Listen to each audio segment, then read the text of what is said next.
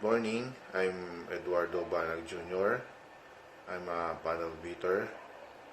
I'm making this video because our piece of multi-orient management power and services asked me to make a video regarding on my work.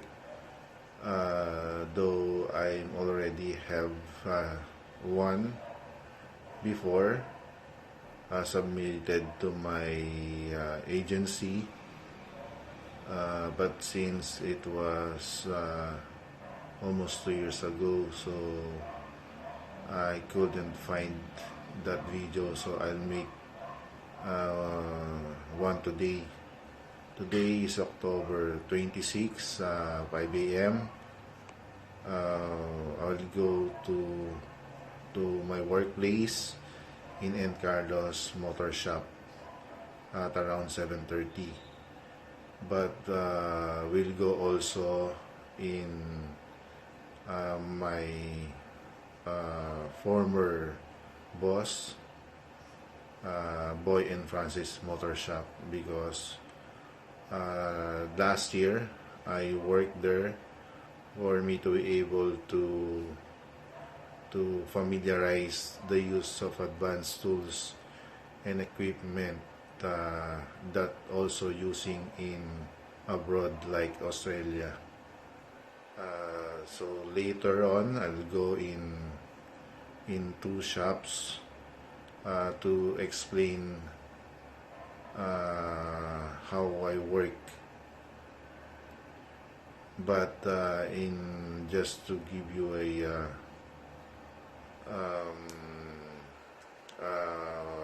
my work experience, I started working as a panel beater last 2005 up to now. But since high school, I help my uncle doing panel beating, assisting him, and as early as 14 years old, I saw on how to do it. I give on how it will be on how it will done. And at that time, because my father was in Saudi Arabia working as a panel beater. So later I'll show you the tools, my workplace, and on how I do panel beating. Good morning. We're here at Carlos Motor Shop, where I presently working. Those are the units that I fixed. This one is almost done, and this one will be scheduled by next week. All those units are already been fixed, so it will be passed on to auto painter by next week. If we already made fix with this car, the next one will be this one, a Nissan Navara.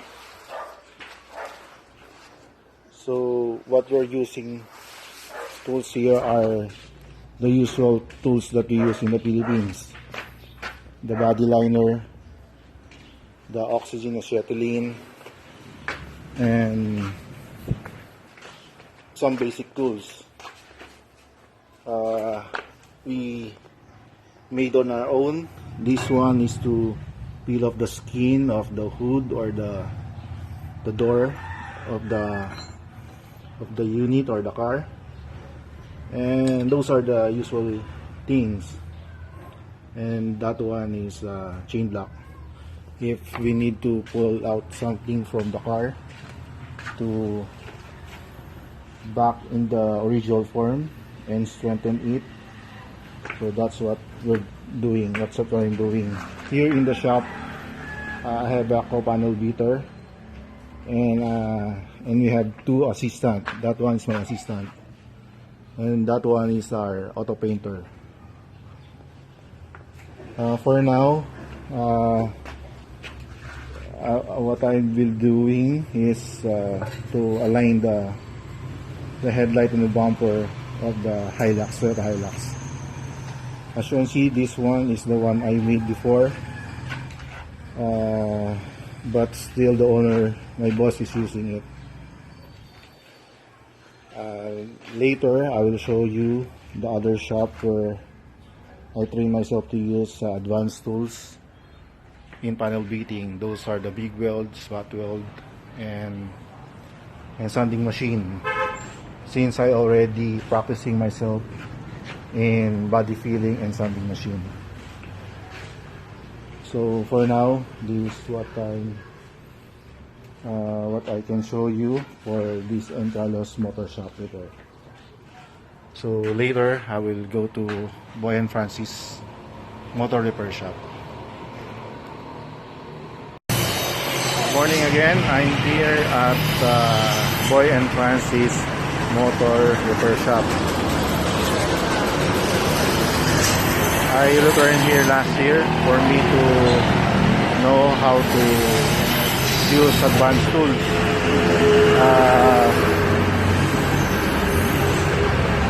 As you can see, these tools are what we're using here.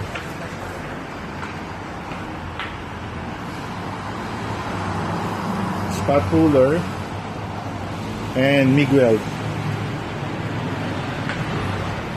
So here, this repair shop has a more advanced tools compared to the other shop. That's why I worked here for 1 year to familiarize all the tools that the other countries using, like Australia. So we have these are the tools. This is the manual for pulling. And those are the tools that we use.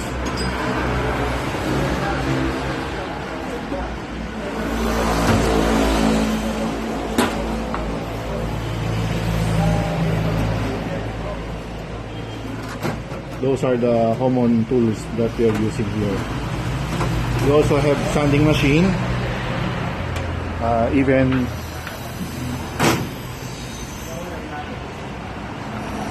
we still have body liner. This is the manual body liner, and also oxygen acetylene. Also have some manual puller. This one.